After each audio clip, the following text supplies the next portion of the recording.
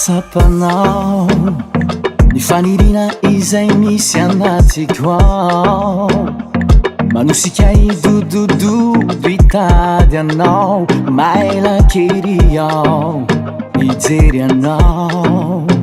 Fifaliko nanao izay asambatra anao ritiko, tsy nafiafy ao manome fianao no tiako, ianao mantsy no antompisiko. Hatramizay tsy foko mbola natory, fa vao nahitanao de tafafo indray, nanjary rivotry ilay ny fiainako isanandro, miankina aminao ny fiainako.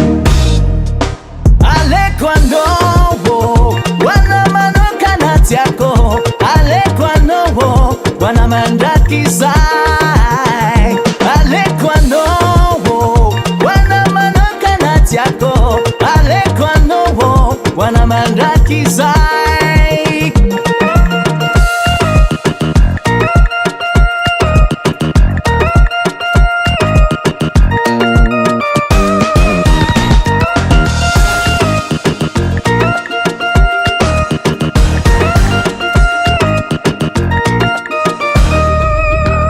Nauritina arena tsy voavidim-bola anao vinanao vina, manome asambarana sy fitsikina, masoandro mibalika manazava sarobidina, kadetanjovakotrany anakandria maso, masaropiaro ay ireo mpanao ankaso, ialakotsiny fa fahavalo, raha ny fitiavako anao tsy tody tanisaina, natoandro na alina ka mandra maraino, na itety taona tsy ho isy ray sekondra, tsy ampy tempo ny foko anao. Alaiko anao wana manokana tiako, alaiko anao wana mandrakizay, alaiko anao wana manokana tiako, alaiko anao wana mandrakizay.